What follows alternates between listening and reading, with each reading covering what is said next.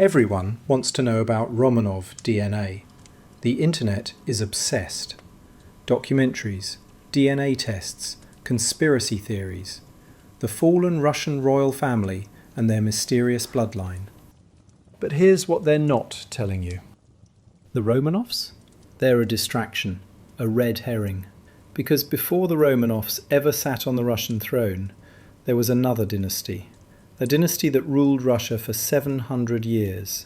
A dynasty with direct Viking blood running through their veins. And recent DNA evidence has finally proven what historians have debated for centuries. The Vikings didn't just raid Russia, they founded it, they ruled it, and their genetic legacy is still alive in millions of people today. This is the story they don't want you to know. Let's talk about the Romanovs first, because you need to understand why everyone gets this wrong. The Romanov dynasty ruled Russia from 1613 to 1917, just over 300 years. They're famous, recognisable, tragic. The last Tsar, Nicholas II, and his family, executed by the Bolsheviks. It's dramatic, it's recent history, it gets clicks. But here's the problem. By the time the Romanovs came to power, any Viking DNA had been diluted through 1,000 years of marriages, alliances, and bloodline mixing. They were Russian nobility, yes, but Viking descendants? That's a stretch too far. So why does everyone focus on them? Because the Romanovs are easy. They're recent. We have photographs, DNA samples, forensic evidence. They're the story everyone knows. But the real Viking dynasty, the one that actually built Russia, that's the story that's been forgotten. Until now. The year is 8062. Northern Europe is in chaos. Viking Age at its peak. Scandinavian warriors are raiding, trading, and settling across the known world. England, France, Ireland, Iceland. But in the east, something different is happening. The primary chronicle, the oldest historical record of early Russia, tells us this story, and it's unlike anything else in Viking history. The Slavic tribes of what is now northwestern Russia are fighting. Constant warfare, no unity, no order. And according to the chronicle, they make an extraordinary decision. They invite the Vikings to rule them. The chronicle records their plea. Our land is great and rich, but there is no order in it. Come to rule and reign over us. Think about that for a moment. Indigenous people asking foreign warriors to become their kings. And the Vikings accept. 3 brothers arrive, Rurik, Cineas and Truvor, Varangian chieftains from across the Baltic Sea. Rurik settles in Novgorod. His brothers take other territories. Within a few years, Rurik is the sole ruler. The dynasty begins. But here's where it gets complicated, because for over 1,000 years, historians have asked the same question. Was Rurik even real? Think about it. The primary chronicle was written 250 years after these events supposedly happened. It's based on oral tradition, legend, political propaganda. The Rurikid dynasty needed a founding myth, an origin story. And what better story than the people invited us to rule? It legitimizes their power. It makes conquest look like a democratic choice. So was Rurik a real person, or a convenient legend?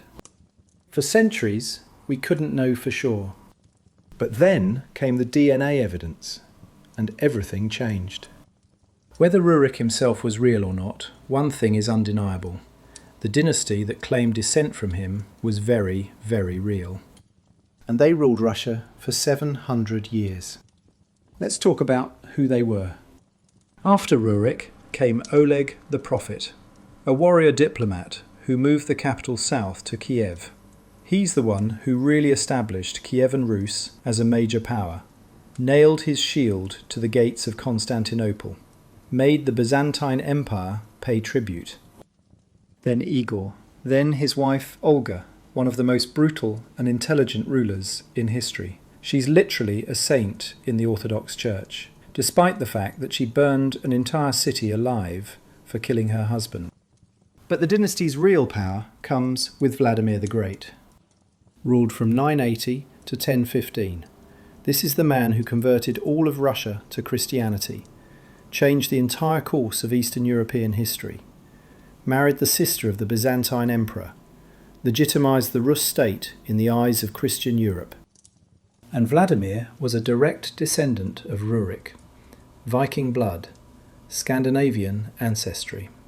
His son, Yaroslav the Wise, took it even further, made Kievan Rus one of the most powerful states in medieval Europe, married his daughters to the kings of France, Hungary and Norway, spreading that Viking DNA across European royal houses.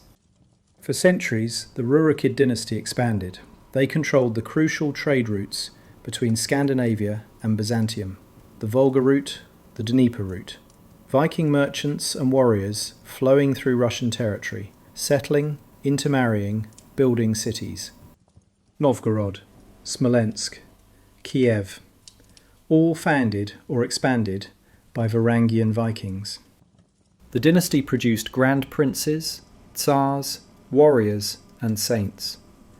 They survived Mongol invasions, civil wars, succession crises. And then, in 1598, it ended. Fyodor I, the last Rurikid Tsar, died without an heir. 700 years of unbroken Viking lineage, gone. Russia descended into chaos, the time of troubles, pretenders, false Tsars, civil war. Until 1613, when the Romanovs were elected to restore order. But by then, the Viking dynasty was already history. So was any of it true?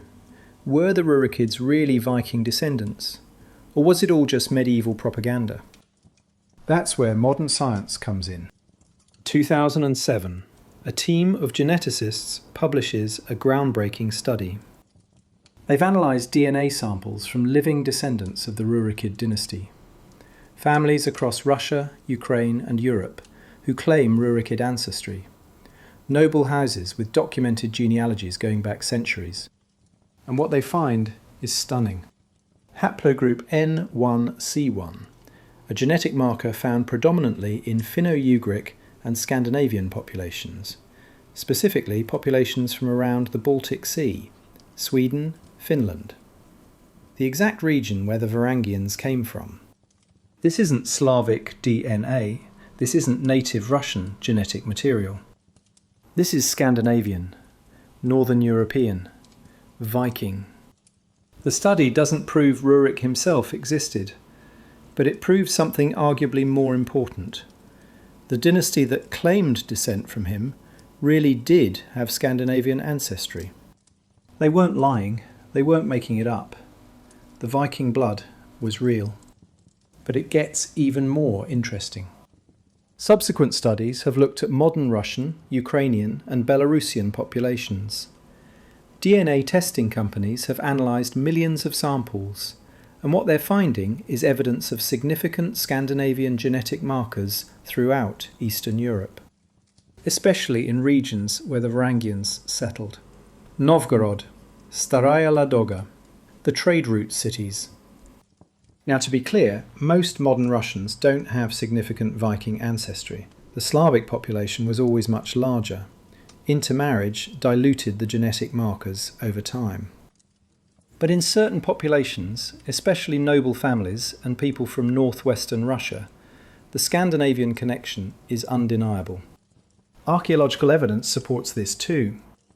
Excavations at Staraya Ladoga, one of the oldest Russian cities, have found distinctly Scandinavian artefacts, Viking-style weapons, Norse jewellery, runic inscriptions, burial mounds that match Swedish and Norwegian traditions. The ancient fortress at Novgorod, built using Scandinavian construction techniques. The evidence is overwhelming.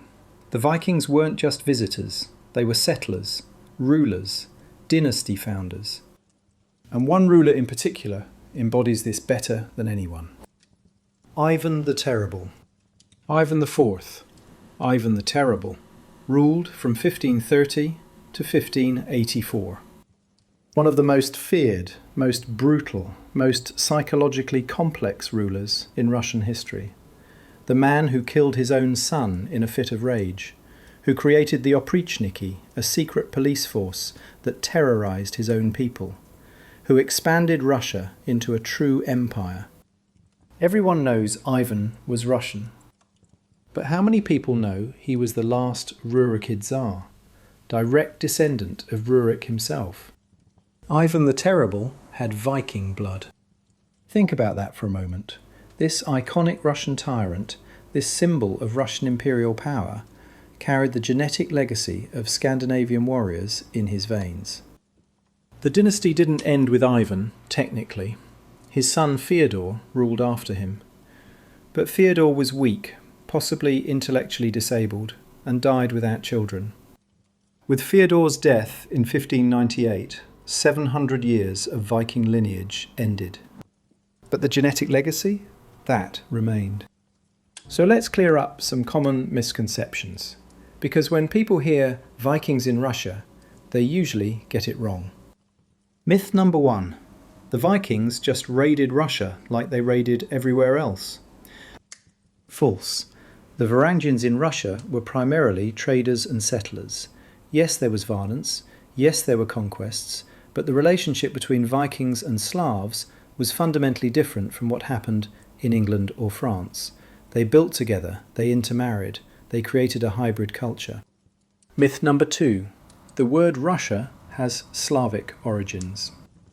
Actually no, the word Rus likely comes from an Old Norse term, either Roths, meaning rowers, or men who row, or from the Finnish word for Swedes, Ruotsi.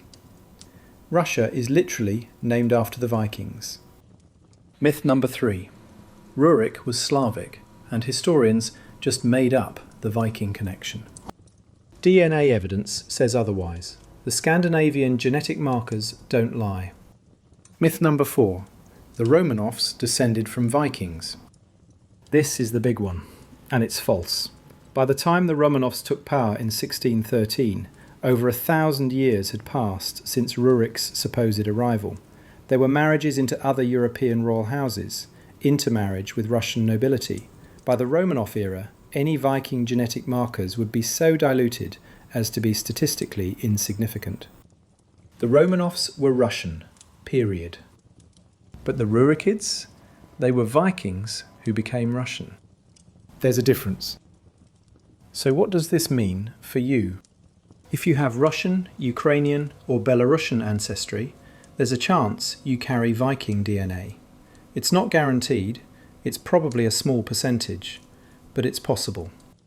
DNA testing can reveal Scandinavian ancestry through specific haplogroups.